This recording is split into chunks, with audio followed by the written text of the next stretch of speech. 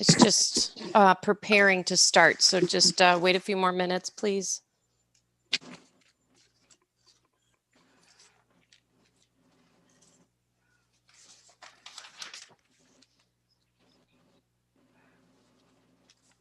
Okay.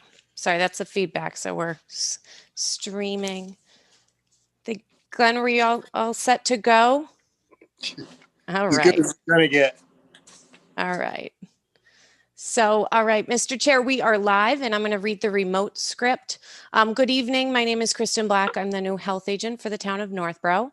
This is an open meeting of the Board of Health and it's being conducted remotely, consistent with Governor Baker's executive order of March 12, 2020, due to the current state of emergency in the Commonwealth due to the outbreak of the COVID-19 virus. In order to mitigate the transmission of the COVID-19 virus, the town of Northborough has been advised and directed by the Commonwealth to suspend public gatherings, and as such, the governor's order suspends the requirement of the open meeting law to have all meetings in a publicly accessible physical location. All members of the Board of Health are allowed and encouraged to participate remotely. The order allows the Board of Health to meet entirely remotely so long as reasonable public access is afforded so that the public can follow along with any deliberations of the meeting. The public is encouraged to follow along using the posted agenda unless the chair notes otherwise. Members of the public who wish to view the live stream of this meeting may do so by going to Northborough Remote Meetings on YouTube via the link listed in the agenda. Ensuring public access does not ensure public participation unless such participation is required by law. This meeting will not feature public comment, and each vote taken by the board will be conducted by a roll call vote. So, Mr. Chair, I'd like to hand it over to you to start with the roll call vote, or sorry, the roll call. Okay, let's see who's here tonight. Dilip Jain, Yes, present. Swati Sain, Present. Teresa Capabianco, Present. and I'm Glenn French. And is there anyone else? Nope, good. Okay, Mr. Jain, could you please call the meeting to order? I'm going to call the meeting to order. I'll second the motion. Thank you very much. All those in favor of starting the meeting? Aye. Aye. Aye. All right. I'd like to first welcome everybody back and welcome Kristen Black, our new field agent and health agent, who seems to have things well in hand. So with that, I guess we'll start the meeting. Should we go over the minutes first? Has everybody had a chance to review the meeting minutes Yes. from May 4th? It's been a while. All right. I read them. I didn't have any changes. Did anyone else have any changes? Didn't notice any changes. None. Anybody else? No. All set. Okay. Mr. Chair, just point of order. If when people do the roll call, if you could state your name and then Every I, time just to make it's- it easier for Katie with the notes and official. Okay. Glenn French. All right. Mr. Jain, will you make a motion to approve the meeting minutes from May 4th? Should I make the motion or are you going to make the motion and I'll second it? I think you have to make the motion. Okay. I make a motion to approve the minutes from our Board of Health meeting on May 4th, 2020. I second it. All those in favor? Okay, this is where we go. Glenn French, aye. Dilip Jain? Aye. Swati San, Aye.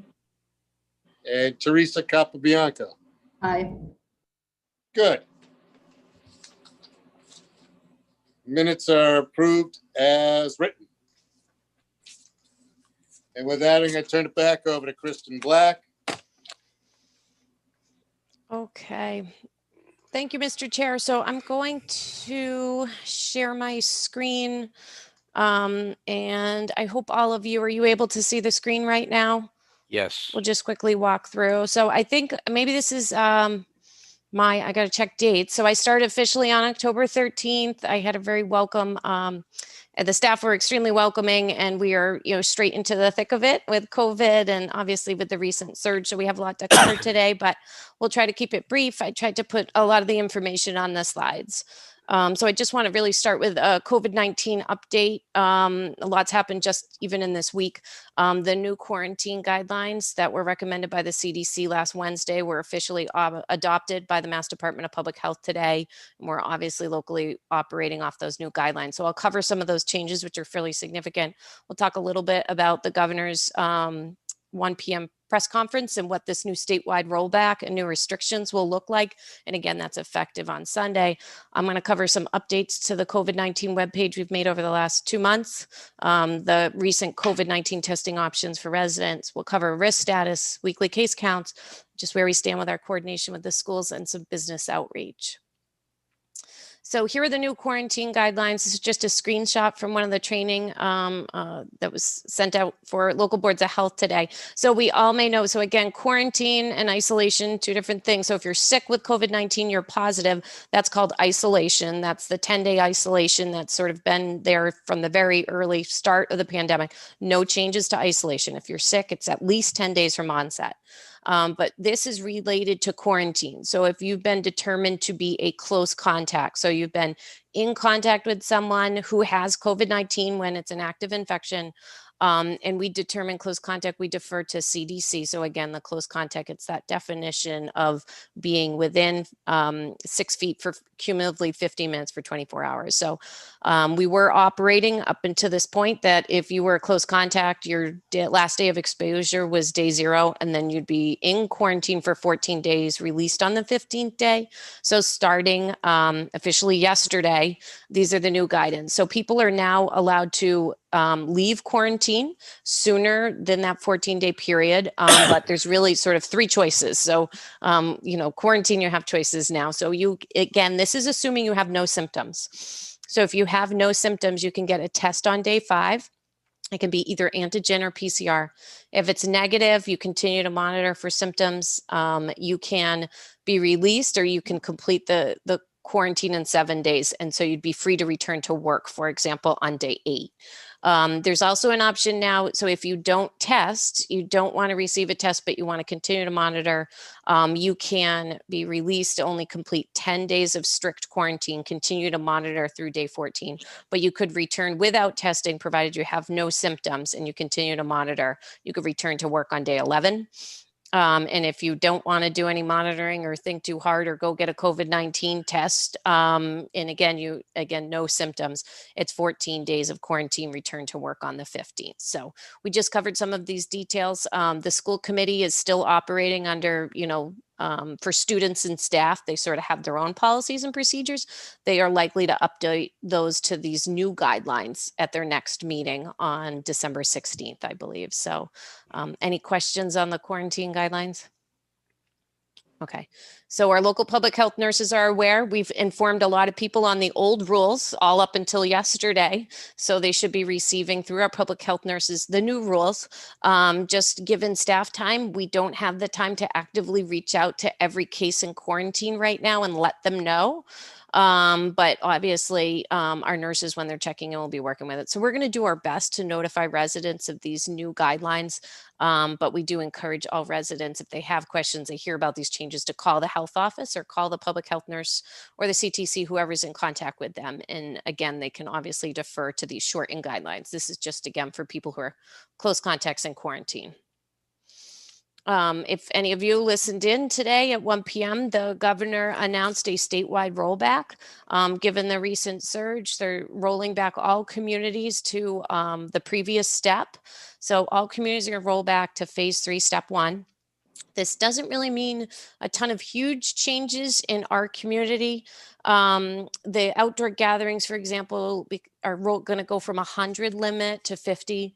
Outdoor theaters, performance venues, a different capacity. I don't think we necessarily have those in town, but several sector specific, like driving schools, gyms, museums, retail offices, places of worship, lodging, golf, and movie theaters are going to roll back from a 50% occupancy to 40. And again, this will all become effective on 12/13 at 12:01 a.m. So I'm looking at it. That's so Sunday is when all of this becomes effective.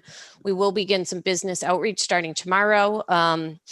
And we'll send these emails notifying all the businesses about this. Obviously, it's going to be in mainstream media. We'll update things on the website as well.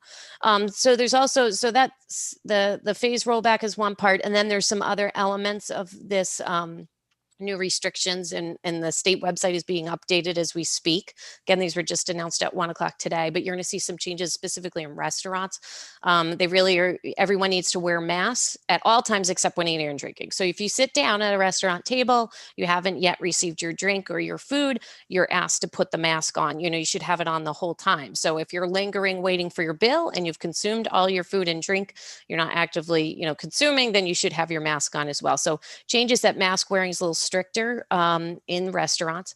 The seats, you can remember, we went up to 10 per table or party in restaurants sometime back in the summer. It's a bit of a blur. We're going back down to 6. And again, it's encouraged that customers are only dining with the same household.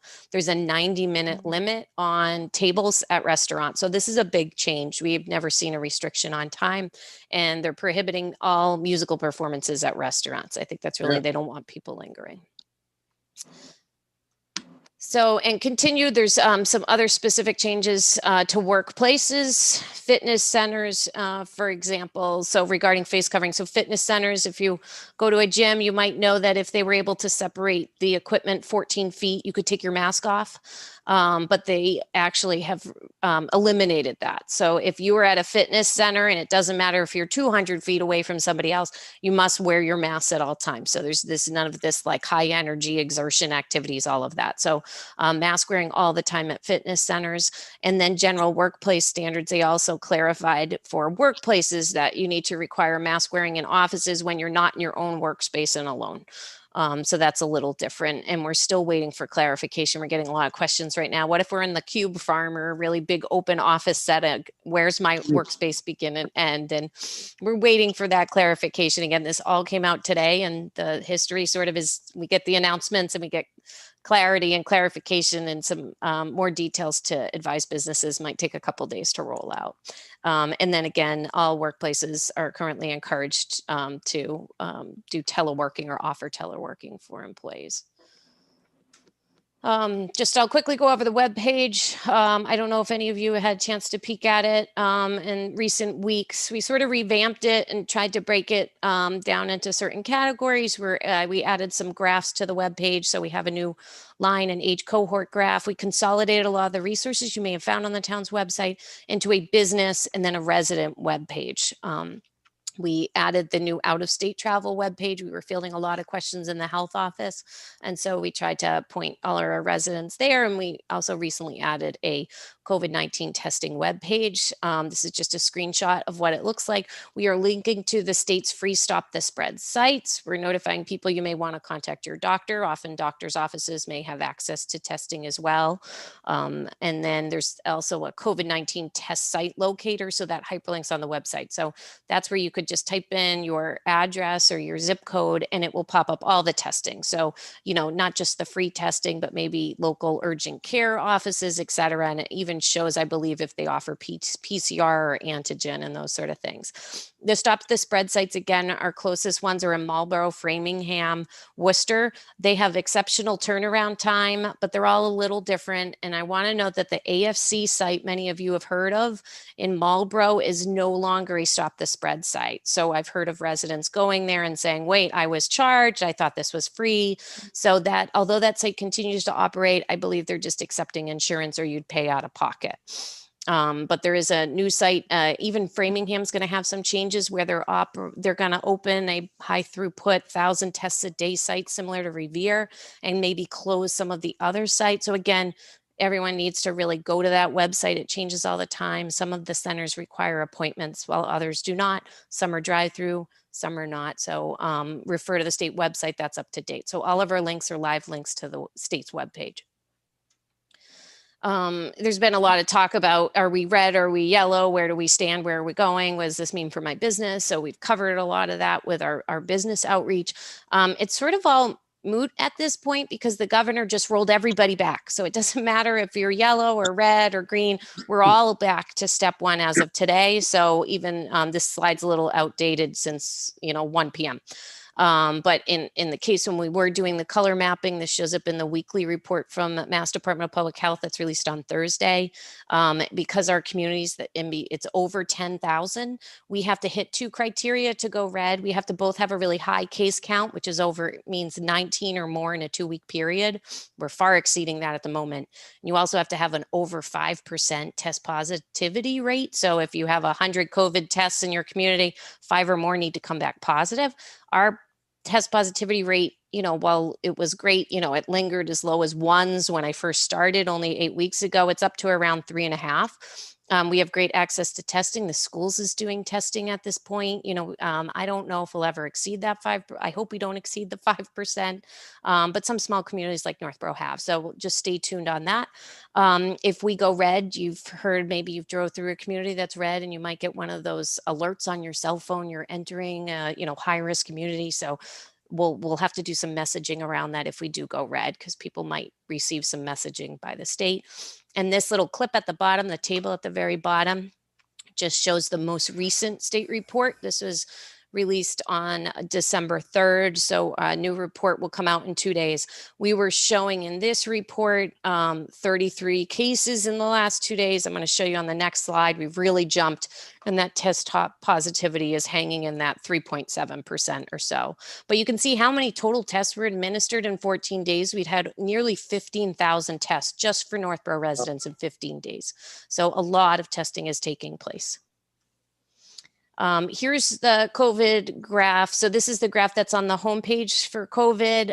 It just shows, this was the most recent one that's up there right now, showing the 419 total cases. We do this, sorry, the screen's a little cut off there. You can't see the end, but we do it by week.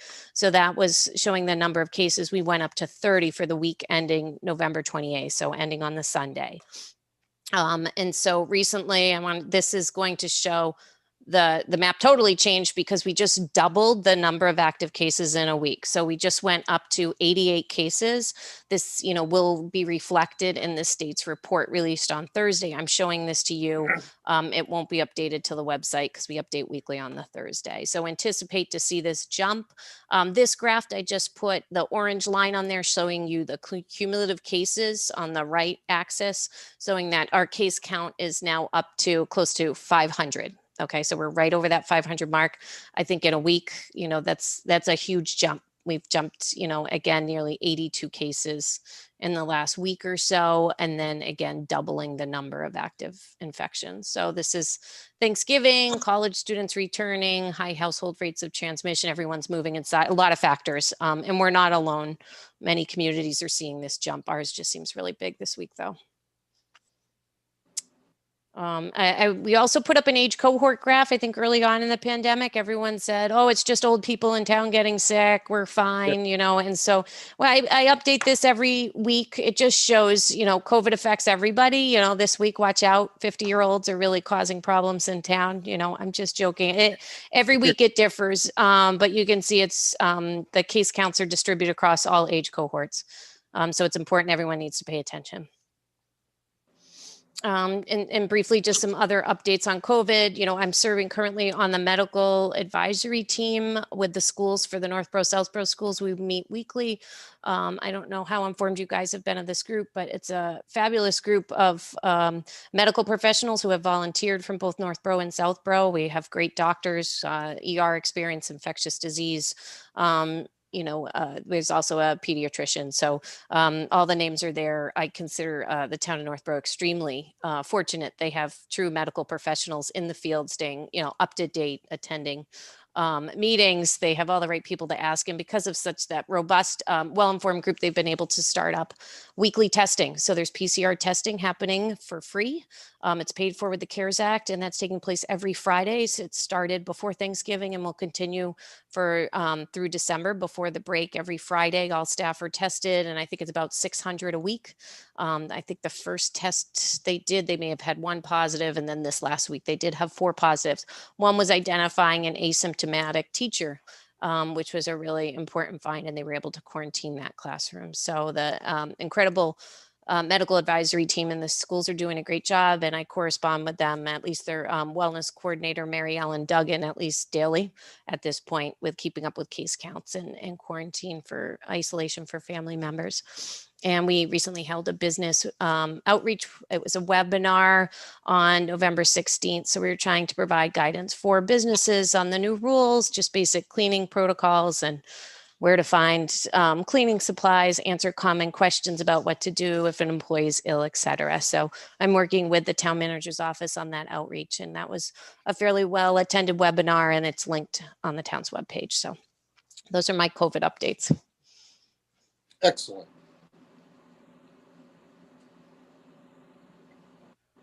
How's the high school doing, Kristen? This is Glenn French. Yeah. No, the high school's doing, I don't think we've had any one school, they sort of go in waves, right? There's a few here and then it's that Yeah. school. I mean, I think Melican sort of received some attention. You may have heard, I believe it was last week, Melican shut down for 3 days. There was one case of possible in-school transmission. So there was a COVID positive student or staff member identified. Close contacts were sent home to quarantine, and one of those did come back positive. So we don't know for sure. We can't, test the virus's, RNA to say it was the exact same strain. It must have came from that student or staff member. But and when they identified that case, it was fairly far along in the 14-day quarantine. They decided at that point, with that student or staff member coming positive, to close down the school just to make sure. I think it was just 3 days. But the high school, otherwise, we're doing well. Across Massachusetts, we're doing really well, that we don't see high rates of in-school transmission. You've heard the governor toting that. And so you can see the schools has a dashboard, so you can see the number of cases per school. And I think they update that twice a week. You can see the number of close contacts. But again, only one case at Melican to date where we can really attribute it to they got COVID at school. People are picking up, although we have a lot of cases, they're picking it up somewhere else. It hasn't been school. Obviously, we've had a lot of cases, but only that one time for in-school transmission. And the schools are maintaining 6 feet of distance, although DESE allows for them to go as short or small in distance as 3 feet. The schools have been keeping with 6 feet, and they're obviously operating on a hybrid schedule, which has been helpful. Mm. Thank you. Anyone have any questions or concern from the board? No. Dr. Jane? I'm okay, Glenn. Thank you. Sawadi? One question, Kristen. In regards to the schools, Westboro has a policy. I think they had it even after the Thanksgiving break. The schools were closed for 2 weeks to prevent transmission. I know there's not a lot of in-school transmission going on, but I thought that was a good step that they've added. And I think they're going to do it even after the Christmas break. So it's 2 weeks of just remote learning. Is that something our schools could implement? I know I was on the call with medical advisory team. I'll admit I was multitasking a bit. I know they are looking into that. They talked a lot about it. They're planning for additional screening before the December break to really look at to get a baseline. And then I think they're going to look at that data and then determine if those closures are needed, if it would warrant and be smart to say we have really high rates in our community. Let's lock it down, because we know our greatest probably exposure for our families was obviously Thanksgiving, and then obviously any transmission after. It's going to be the same, if not worse, with the holiday season. So with everyone gathering, I think our worst fear in public health is we're going to see a big jump in January. So, and contact tracing is very stressed right now. With 88 cases in a week, we can't make contact within 24 hours of a new test and trace out everybody. So the schools are thinking really hard about that. That was part of the discussion today of, do we want to consider these closure windows? They may even be closing on another. They've talked about that around the holiday. So it's something they're considering. I think we're lucky that they're going to have good data about that in-school screening, and we're working closely. If we see cases spike and we can't make phone calls to tell people to stay home, you're sick with COVID, that's when we look to call the schools about an emergency move to full in remote, learning. And the good news is, obviously, DESE has asked all schools to be ready to go fully remote at any time. So it could even come from the state. If we have really high transmission rates, that they could consider closing. So I know they're thinking about it. A lot of schools sort of made those decisions, possibly Westboro, very early on, that they were going to do that. I think Northborough looks like they're going to wait and see, but it's something they're keeping a very, very close eye on. Thank you.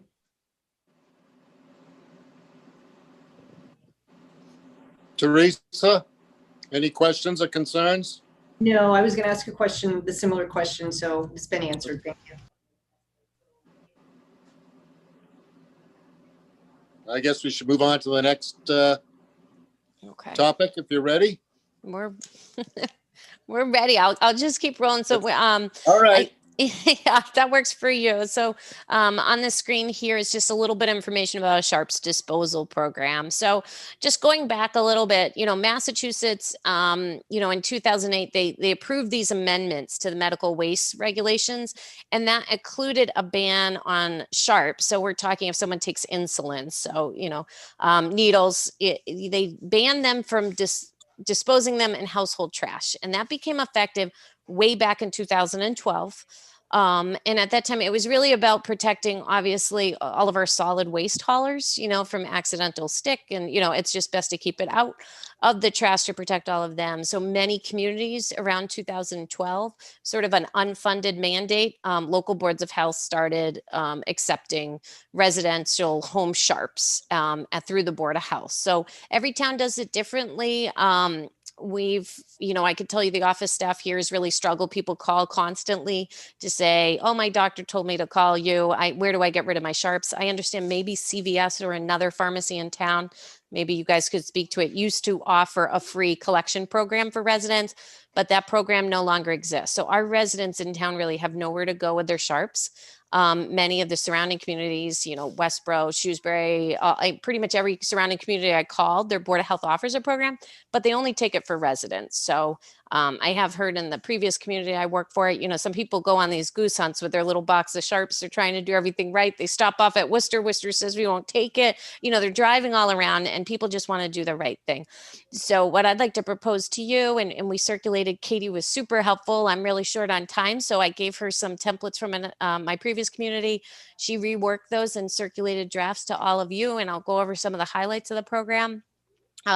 It's really easy, doesn't cost a ton of money. I have a plan, and I really hope you guys can get behind this. I think it's something we should offer to our residents.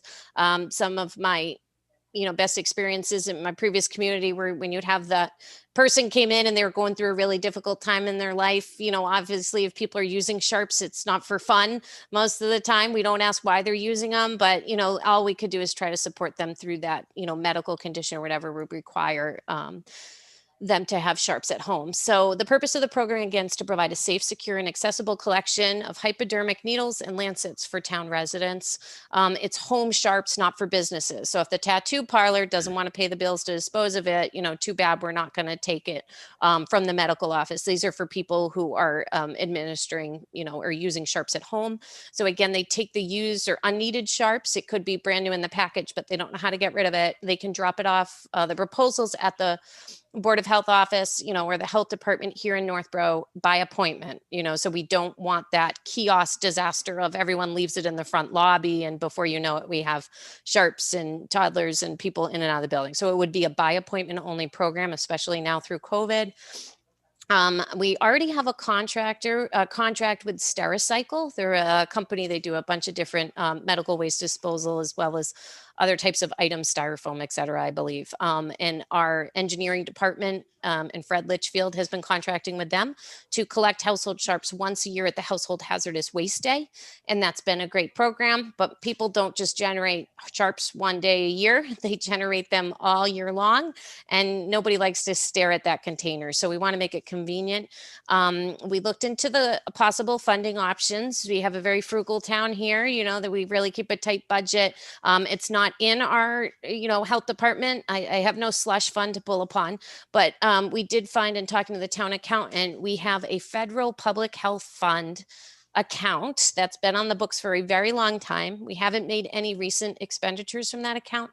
The approximate balance in the account's $8,156.19. So there's a lot of money in the account. It does sound, according to the accountant, like paying for this program through that would be acceptable and in accordance with the grant, you know, allowed uses. And the price for this program is really, it's a on-call basis. So we wouldn't pay a monthly fee per se, but they drop off a 30-gallon cardboard box. So picture like maybe a mini beer fridge, like a mini, you know, college refrigerator size, is about 30 gallons or so, a little bit taller, or like a large black trash bin or something like that. That's the size of it. It's just a simple cardboard box with a liner. We put the approved containers in it. When it's filled, you know, the office staff, we just tape it up and we call for pickup from the company. And so they do this at nursing homes and doctor's offices, et cetera. And obviously lots of local boards of health. The cost is $35 per box. They require a minimum of 2 boxes. They're on the state bid list, and that's why this is so cost effective. It's a state bid, and the company's been around for a while, and it's pretty straightforward. We'll get to some more of the details, but it really comes down to, you know, that we want people to put in the sharps in an approved container. And we already, we've been working on inventory, all of our public health stashes throughout town hall. And I found about 100 quart-sized sharps containers that we could give out for free. But what I found in my prior community is that the 2-gallon containers, it's like a small trash bin, maybe it would fit under your desk. Those size containers are much better for, let's say, someone who's a diabetic who's doing injections every day. So we might want to offer some options. So really the policy that Katie sent to all of you, it really just outlines what we take, what we don't take, and how we want it acceptable. And this will protect office staff safety and make some really clear guidelines. So we'll take the sharps in full or almost full sharps containers. We don't want people to bring it with 2 inches because we'll obviously pay. I mean, if it was the final immunization and that's all they had and they'd never need it again, I'm sure we'd work with them. So these, we'd want to use the OSHA approved sharps containers. They're like the red ones you see in the doctor's office. They're easily available, Amazon, CVS. And again, to get this program going, I think we have the grant funds. We'd like to purchase them and offer them for free to residents to make this really easy. So it did note in there that they could purchase them from the Board of Health. Some boards of health fund the program by selling them.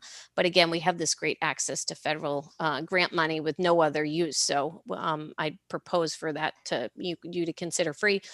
We are discouraging people from putting them in coffee cans, detergent, bleach, milk bottles, etc. People do it all the time. The detergent bottles are really rigid and can be great, but then somebody gets, you know, not all containers are created the same, and it just causes problems. So we'd like to really stay away. And I think the company does not want to accept them in those as well. And then we're recommending collection hours would be our standard hours for town hall. Again, we'd be doing it by appointment, and it would just be for Northborough residents. There's an area downstairs in the basement or lower level with a door that leads straight outside. So what we could do is meet them at that outside door, clearly label it Sharps collection area, say we'll meet you at the Sharps door. There's a sign. We would go out. They could even leave it on the ground. Do you need another container? They'd be right there. So our office staff would have very little to no. It could be a contactless process. And we've discussed this with both Katie and Angie in the office. And I let Katie speak for herself, but they seem supportive of helping with this program in the office. And that's all I have on that. Are you going to have people pre-register for this program so that you know they're a resident, or what kind of proof or documentation you're going to have for residents? I mean, if all the surrounding towns have the same program, then it's a moot point. Right. But if some towns don't and people decide to take advantage of this because they've heard about it, Yep. I'm just curious, how is that going to be controlled or Yep. watched upon? Yeah, it normally can be pretty easy as simple as could you show me your ID, just and a simple call when they make the appointment, please be prepared to show proof of residency. I think we'd be, if they don't have a license, they could bring a bill, but I think we'd want to see that there was some proof of residency, and I think we could be flexible with that. But most people, it's going to be, could you just show me your license? As they're dropping it off, you could probably do that at that 6-foot distance. See Northborough, and we're good. I mean, the one thing we don't want to shame people that they have to write their name and address down, because obviously, there's the stigma of sharps, and I think the whole goal is to keep them out of the trash stream and keep people safe. So I think we could just ask to see the ID would be my recommendation, or see proof of residency, but not require them to put it in writing. Okay. Where are you going to keep the big box? Okay. In the office? I mean, it seems kind of, me, it seems kind of gross. I don't want to touch it. No, so the big I mean, yeah, everyone has this like thought of like these sharps, like they're dripping with bodily fluids all over them. They're not. They really aren't. There's no smell. My last workplace, they were in the office, the closet right behind me. I never noticed it, but we have a much better situation here in Northborough, so we could store them in the basement right next to the door.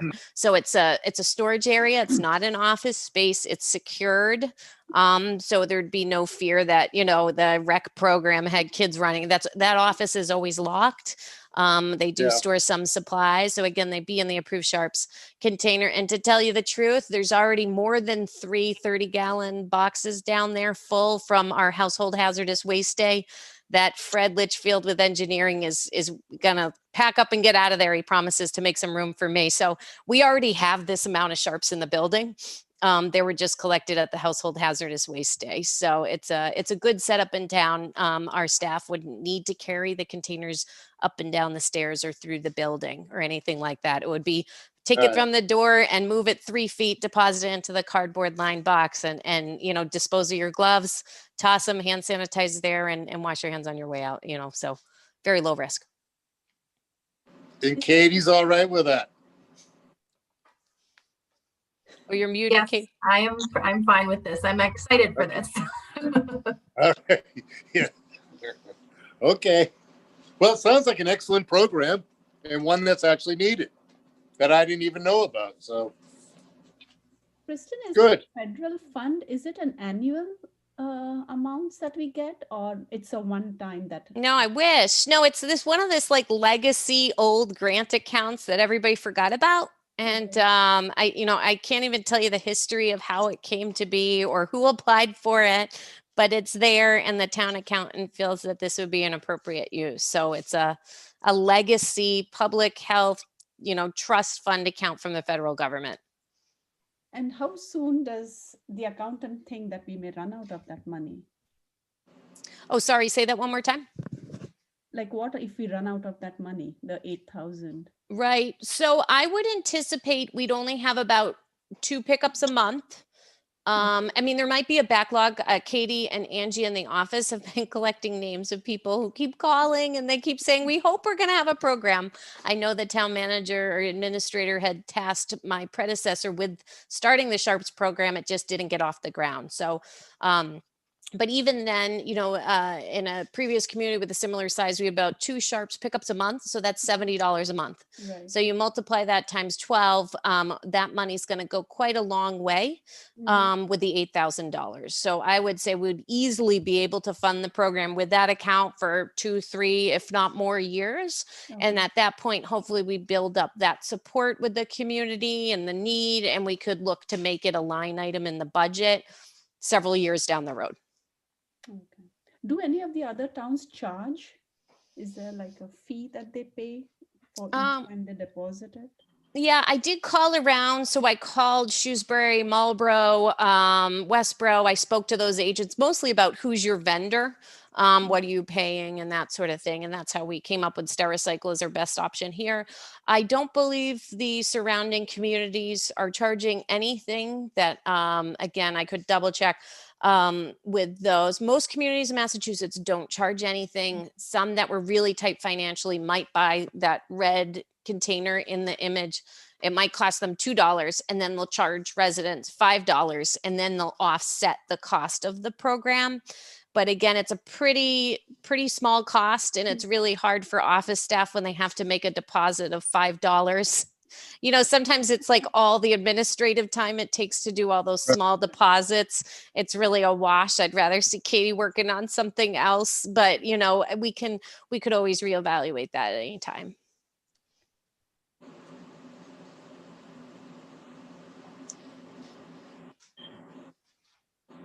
Glenn, can I ask you a quick question? Yes. Kristen, the containers that you're looking to purchase for the residents to hand out for free, when they bring the used sharps in for disposal, they're giving those containers back and they're getting new ones at that time? And how is that part of the program funded?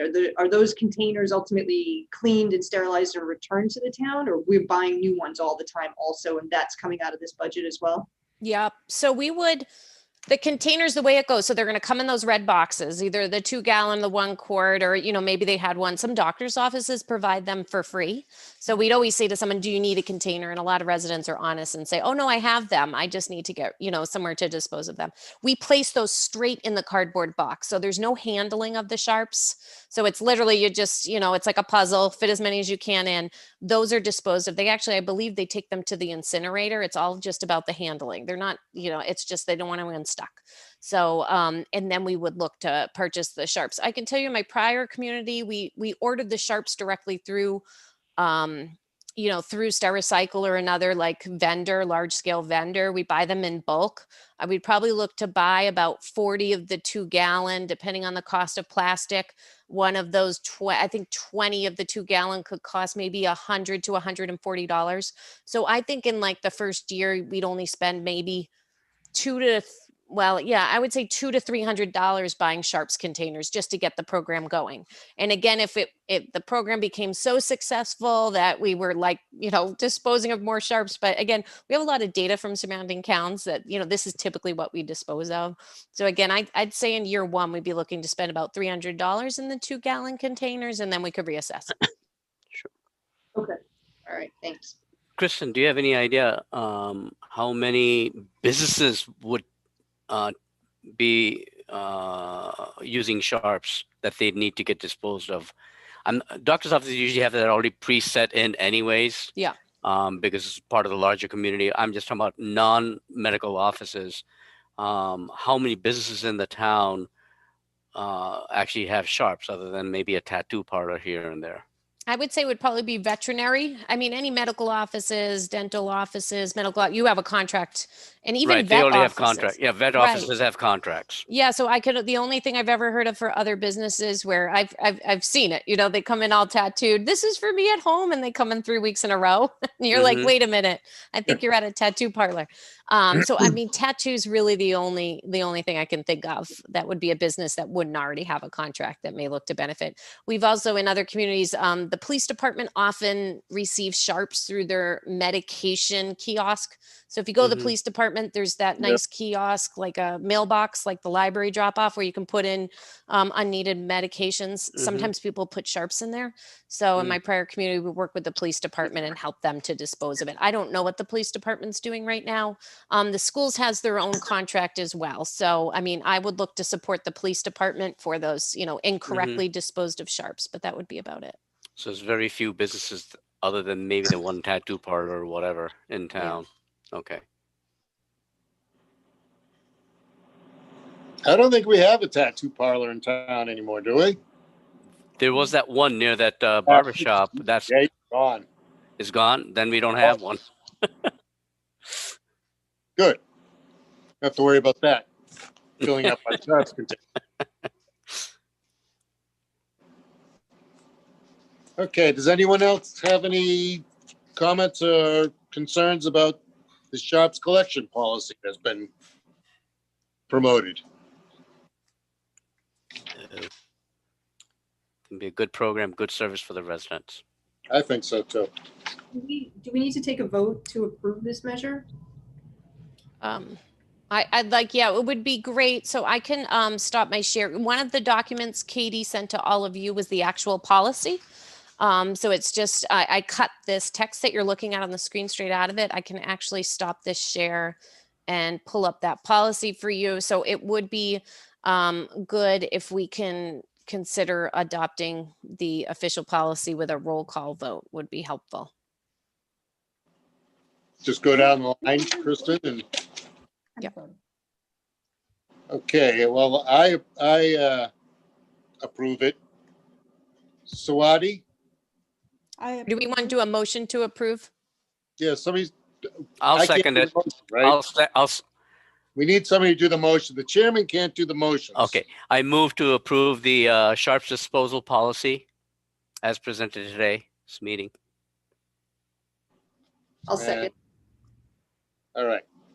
So, Sawadi Sane, are you in favor? I'm in favor. Dr. Jane, you're in favor? I'm in favor. Teresa, are you in favor? I am in favor, yes. And I am in favor, Glenn French. So we're all in favor.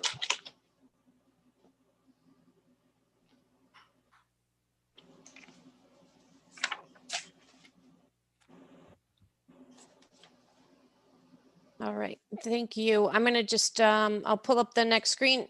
Mr. Chair, do you want me to just continue to move through the agenda items with the PowerPoint? Okay. Please do.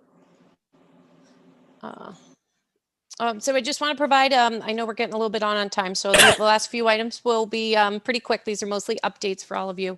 This is regarding retail tobacco control compliance. If you're following tobacco control in Massachusetts, obviously there's been a lot of changes. I think Northborough is on the forefront. Mr. Chair, you can correct me if I'm wrong, but with banning flavored tobacco products quite a ways back. And the state finally caught up to all the locals and, you know, they did a statewide flavor ban, and that's even been extended to, you know, menthol, et cetera. So a lot of changes there. The state of Massachusetts provides grants through their Massachusetts Tobacco Cessation and Prevention Control Program. So in the past, the town of Northborough was a member of the Worcester, I believe it's called Tobacco Control Alliance. That may ring a bell.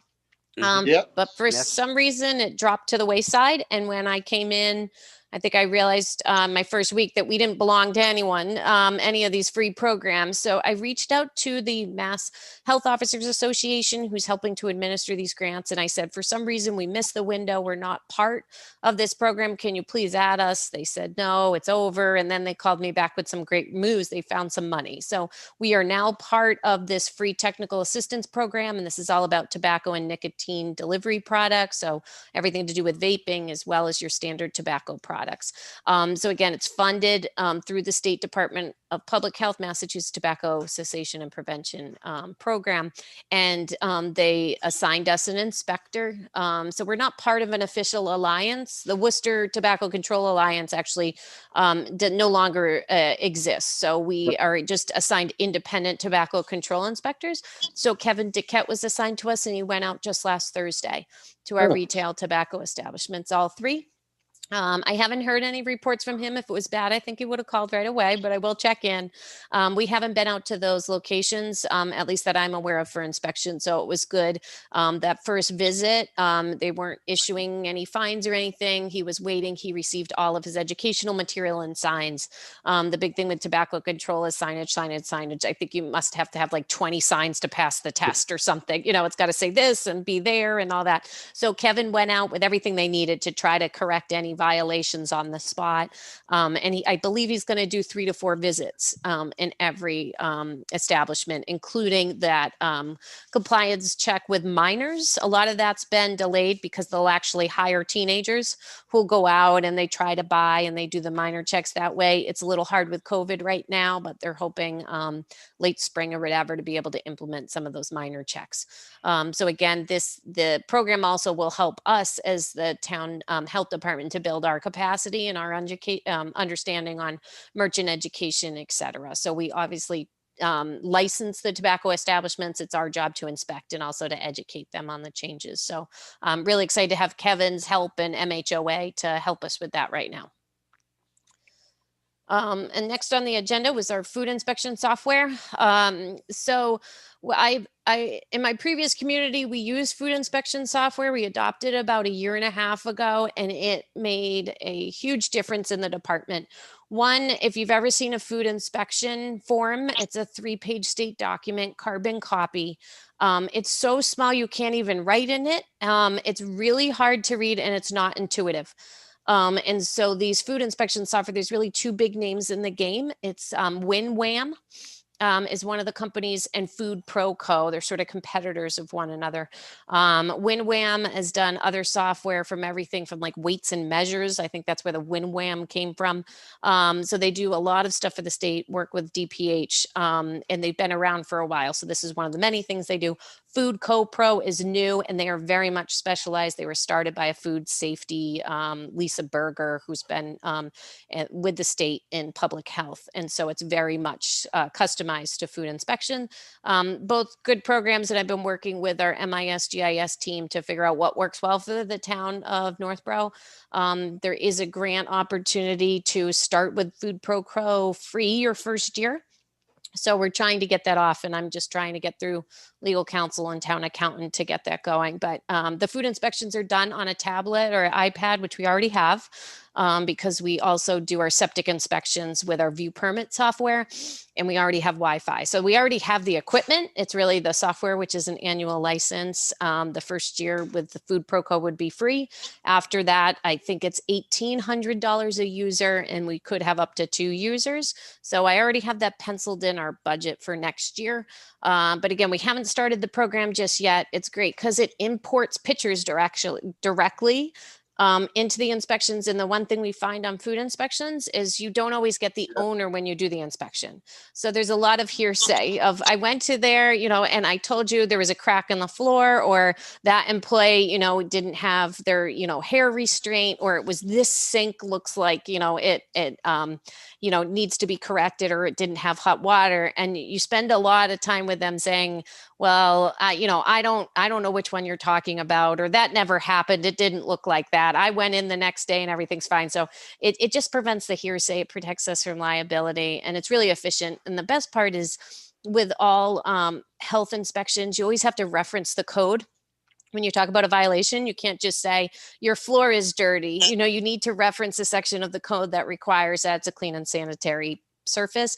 And so this software automatically puts that in. And I could tell you the inspections I've looked at, like many towns, the code references are often missing, and that won't stand up in court. Not that we ever want to get to courts about compliance. And I think the other thing that's great with this software, it makes it very clear what people need to do to fix it, because it's a much longer report, but it will state the violation. It will state the full section of the code. A lot of food establishments, the code is a horrible to read merge document with Massachusetts and federal food code, and it's overwhelming. So it really just puts it in a snapshot. You can highlight what people are doing well. You can show photos where they need improvement. You can go ahead and schedule re-inspections on the fly. And the best news is that report would get straight to Katie's hands the minute they hit end. So you can email it on the spot. The process that we've had in town with our temporary food inspector, or everybody is, the inspection reports get stacked up, and we'll bring them in one day. And so you don't have this live, inspections are up to date. So it'd be better transparency.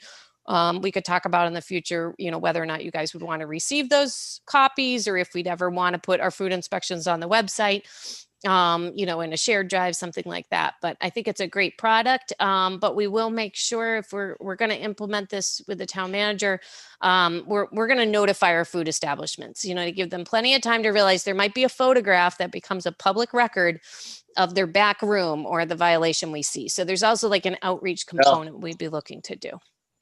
So I don't know if you guys had any questions on that. It definitely will allow us to get through more inspections in a short amount of time. However, have we gotten through this without that program? Sounds wonderful. Do we have any idea who's going to be running the program? So the update on the food inspector, so I think you may have saw my email, our beloved Bill Fisher, who's been our food inspector for a really long time and has an incredible skill set. Bill's been in the field for a very long time, and he when I say worked really well with our food establishment owners. He could relate. He could be stern when he needed to, and he was really good at his job. Unfortunately, with COVID, like all health departments, people are extremely stressed and time is limited. And Bill is working in multiple communities. And Right. so I think before where he could give us a certain amount of hours every week, it's much harder during COVID when you're getting pulled, I can't imagine, in three directions with three different health departments. So I had a conversation with Bill. We're a bit behind with our food inspections, and we really need a plan to play catch up. And so that's part of why I want to consider bringing in the software. So we will post, the job is posted internally, and Wednesday, that temporary food inspector job is getting posted externally. So we'll be posting that and distributing it. I believe it's on the town's website. I'll have it circulated through local public health organizations and listservs. I have heard at least of one interested candidate, so I'm hoping it's something we can refill. Bill did assure me if we can't find somebody who can do that amount of hours, a full 8 every week to get us up to speed, he can still help out. He just can't give us that full time, and was honest with his ability to commit at this time. Good. Excellent. Is there going to be some overlap between the COVID regulations into this software so that you can do, kind of like double do things at the same time? I know this is purely food inspection, Yeah. but with the COVID regulations for restaurants and things like that, is that going to be also incorporated into this software?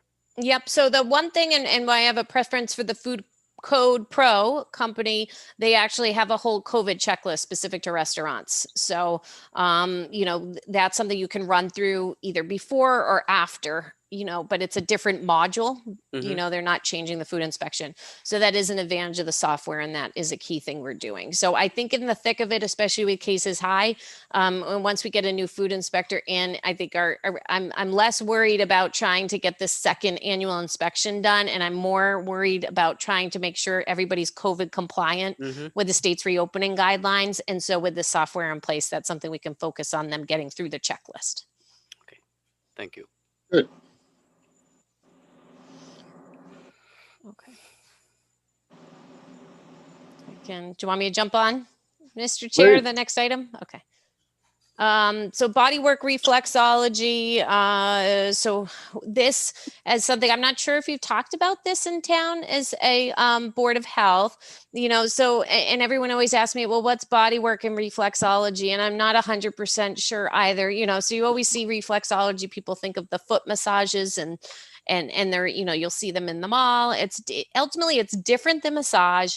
Slightly, it's a different licensing or credentials. So, just to step back, I think some of you have been on the board for a long time. You may remember that local boards of health used to license massage. And then that changed, I don't know if it was 8-10 years ago, and the state took over. So just like the state licenses barbers and estheticians, they also license massage therapists. So if you are a massage therapist in town, you need both an establishment license to show that your facility meets the code, it's clean, it's sanitary, and then the massage therapist needs a practitioner permit to show that they're credentialed to work there. And that's exactly how we do it for tattoo establishments as well.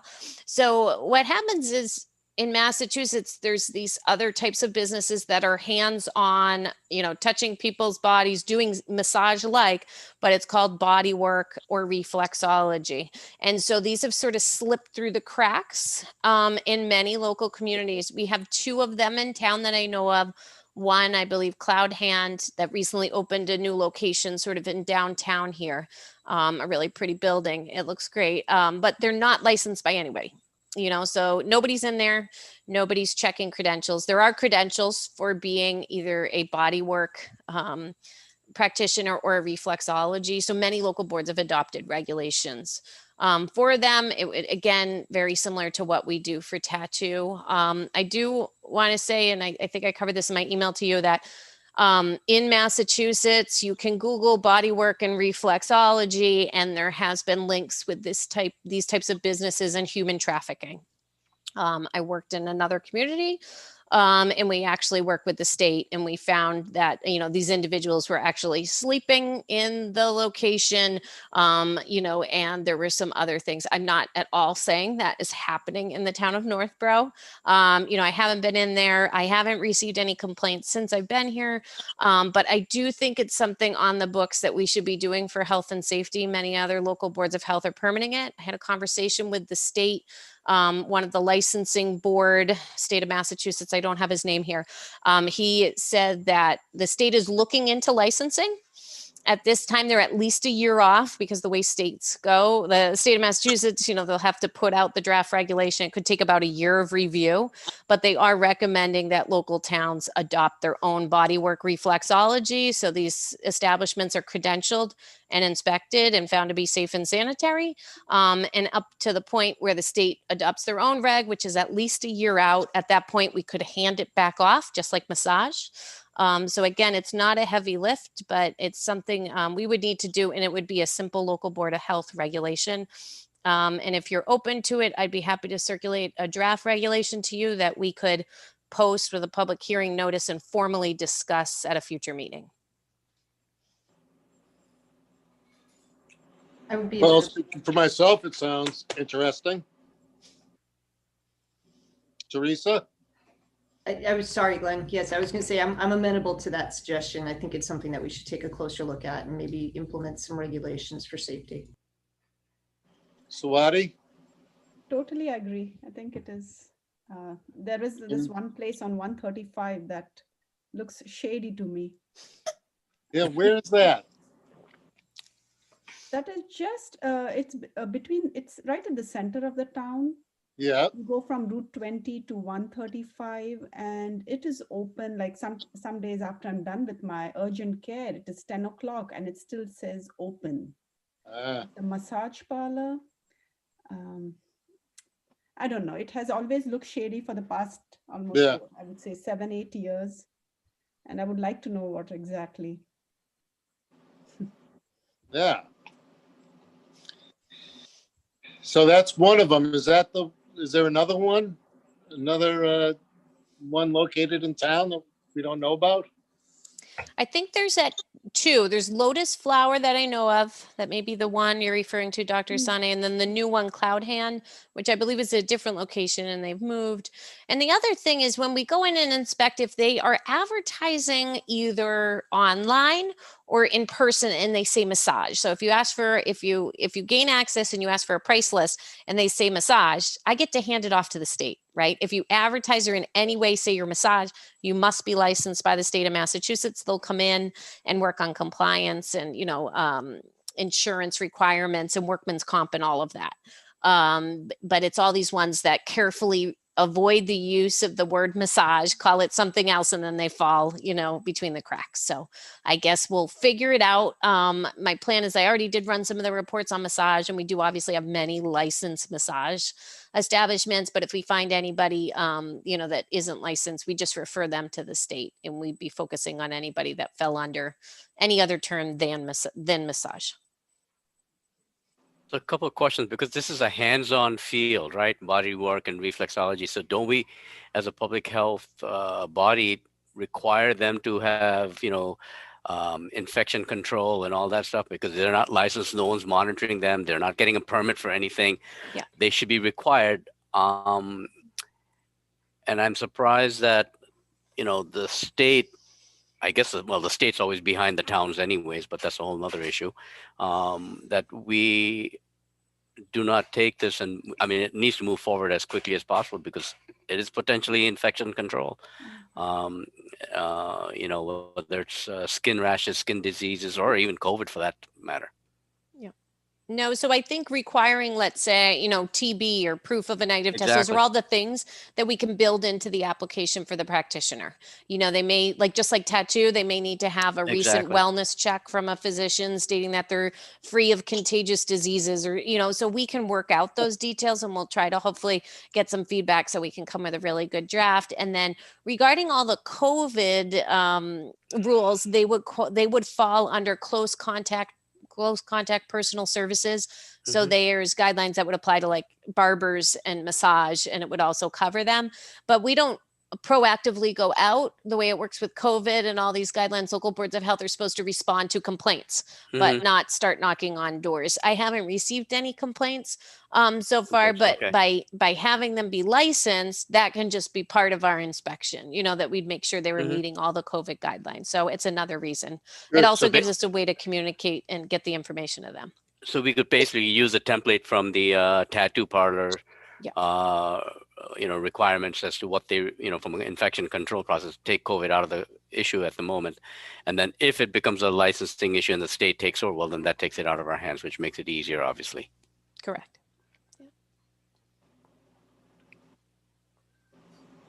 Good. Well, we should get moving on that. All right. Okay.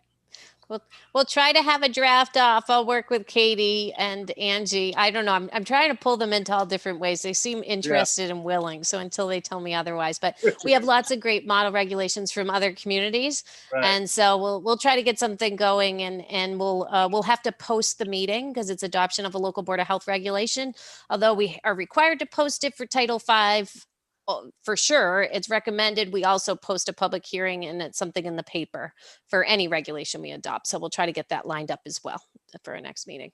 And then I guess here, my last agenda item is consideration of revision to our solid waste and recycling regulation. So the Board of Health adopted back in January 2003, they adopted a solid waste and recycling regulation. It's on the town's website. If you go to Board of Health, it's sort of short and sweet. If you remember, if you were on the board back then, this was really related to the town's municipal trash program, which offers recycling and solid waste removal. Found that there was another company moving in providing waste, and they were putting out the recycling for free, not paying for it. And then they were it was like this discounted thing, and it was a problem. So anyway, that's the history. I didn't portray that very well. Going back to why the town adopted this, but it really mandates that if you're going to put out recycling, you must also put out trash. So there is some mandated recycling component to that regulation. But I noticed in working with Katie when I started, we received an application for a curbside hauler. So that's someone that, has curbside programs. So in town, we have Republic, which I believe is the town's contract. And then I think Harvey as well. And Katie, correct me if I'm wrong on these. I'm still learning the names and the companies. And Harvey as well provides private curbside collection in town. Is that right, Katie? Yep, you got it right. Okay. And so I don't know if there's any other small pop-ups. And so many local boards of health, they permit the curbside hauler with regulations to make sure it's clean and sanitary, to have an enforcement method. If we get a phone call that the trash truck drove up the street and dripped liquid waste up and down, or they haven't picked up the trash that's been out there for 3 weeks.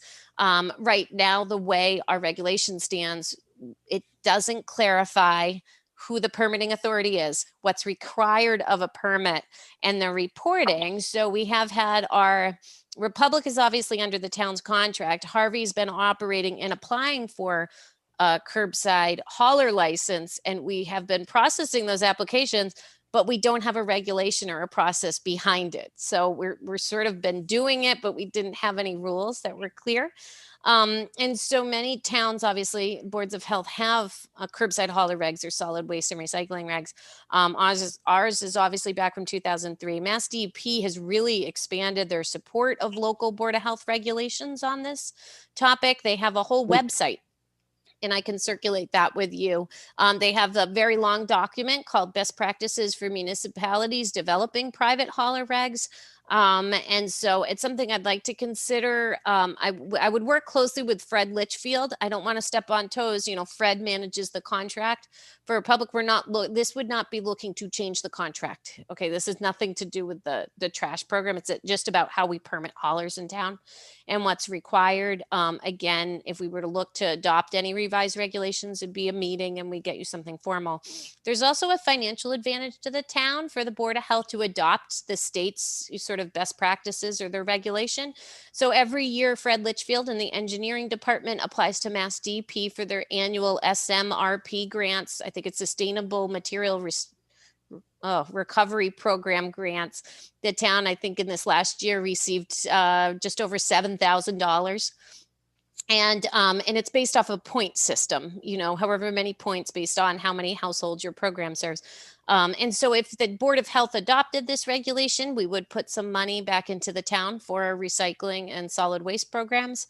And so just for adopting the regulation, you get 2 points every year. For a town of Northborough, we're just under 5,000 residents that are enrolled in the town's program. So that would mean with the 2 points for just adopting, that's $1,200 every single year if this regulation's in place. And DEP cuts that check. They've been doing that program for at least 4 years.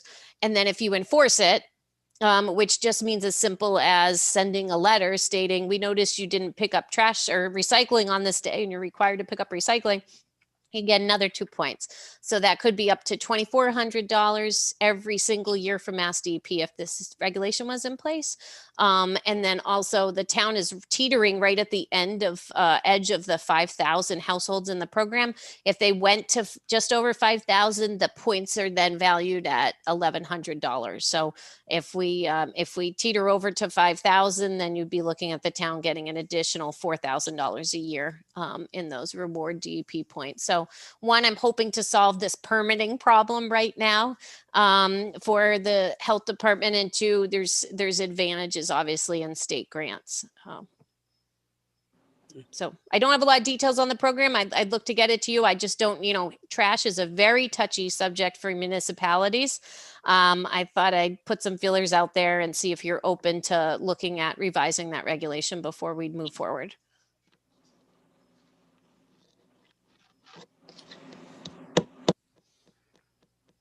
We only have one outside carrier, and that's Harvey. That we know of. Whatever happened to Tidy Town? I still see their containers around. Yeah, so we might have more. Yeah, I think Tidy Town might be a subsidiary of Republic. So I think Tidy Town is in effect the town's hauler. Is that right, Katie? No. Oh no, Tidy Town is DL Harvey. Okay, it's the opposite. Tidy Town is a subsidiary of Harvey. So when I say we have Harvey, I guess it's really Tidy Town. That's their municipal program. It goes under that name.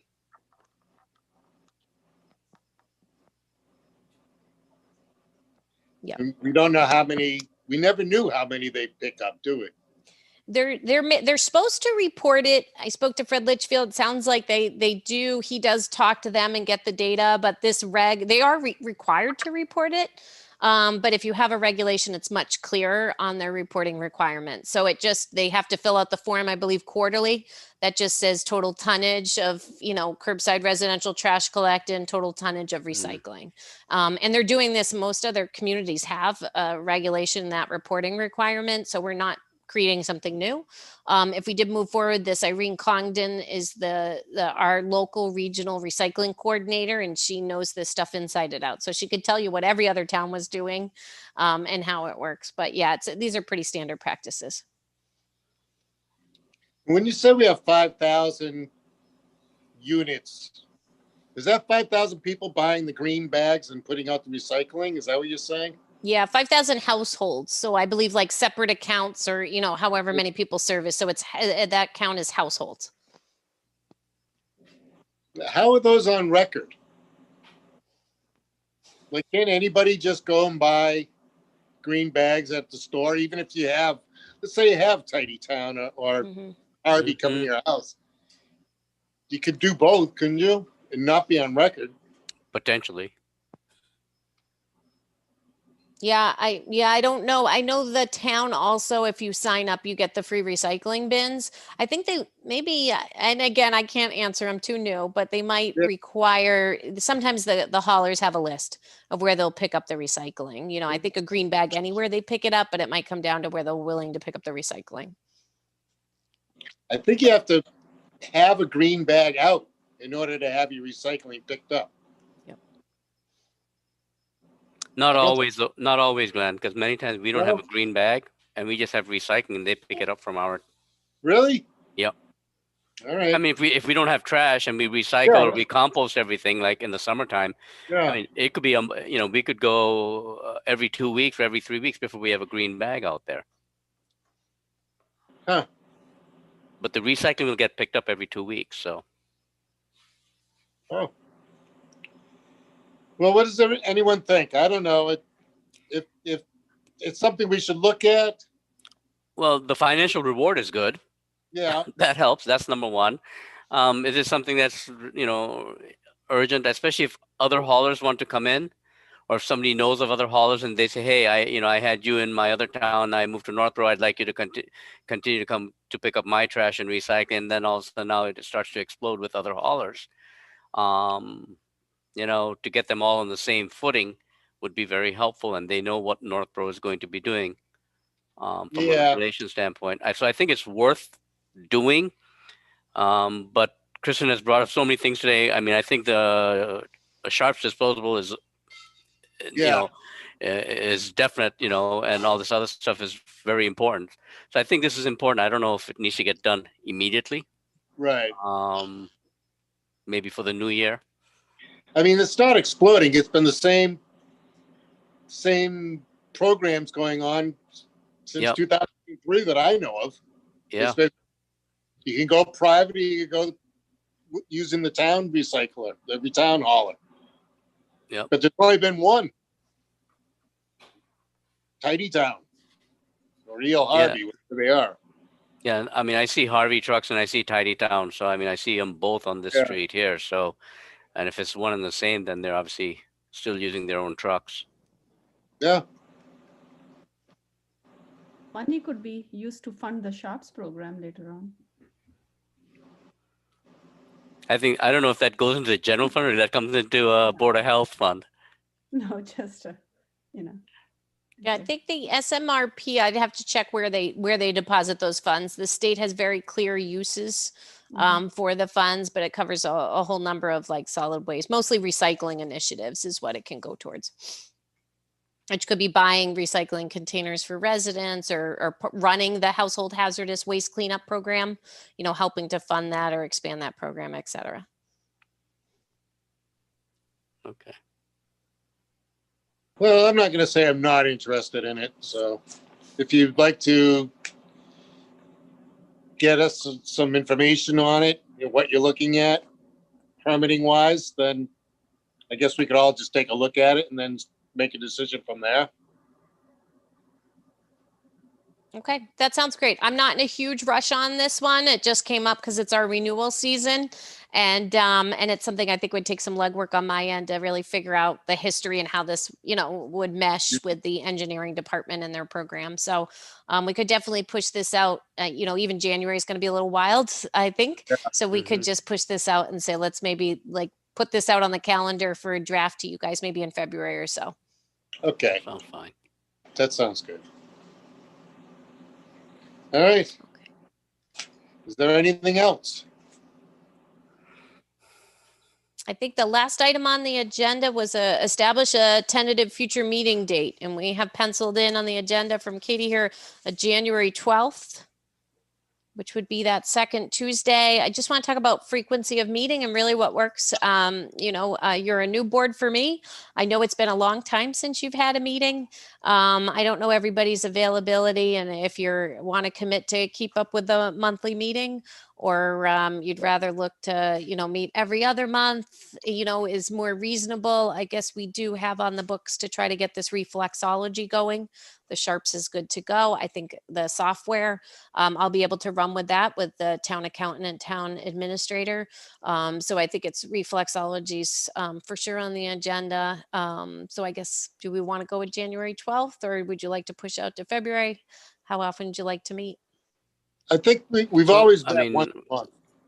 It's just been a big break for various reasons. So, Right. but it's always been a once a month board meeting. So we should stick with Right. that. Unless there was nothing on the agenda. Then, Yeah, unless there was nothing on the agenda, then Right. then the agent would send an email, hey, there's really nothing to discuss. We'll postpone it till next month or whatever it is. right. That would be it. So yeah, it was a monthly agenda. I think that's fair. And the 12th works for me. Does the 12th work for you, Delete?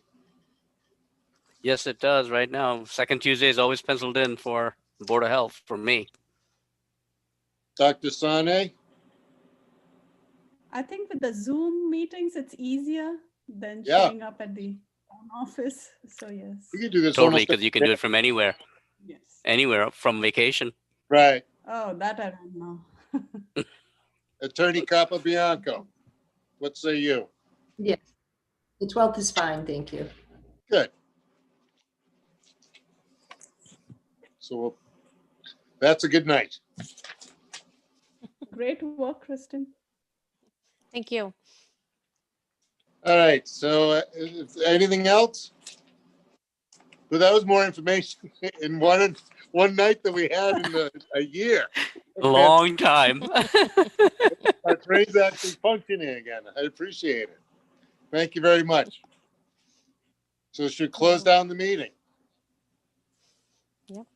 So we have a motion to adjourn, and then I'll on my end be having fun with all the stopping live stream here. So I'll make a Swati, motion to adjourn. Dr. Sani, why don't you make a motion, please?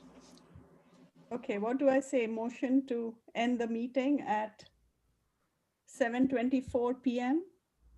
December. I second 8th, that motion. 2020. Aye. Dilip Jain, aye. Glenn French, aye. Attorney Teresa Capobianco. Capabianco. Aye. The meeting's adjourned. all right. Excellent. Thank you, everybody. Have a good night. Thank We'll be in you. touch. Thank you, Kristen. Thank you. Thank you. Katie. Welcome Thanks. aboard, by the way. Didn't get a Wonderful. chance to say that to you. Yeah, welcome aboard. All right. Thanks so Wonderful. much. Glad to be here. Perfect.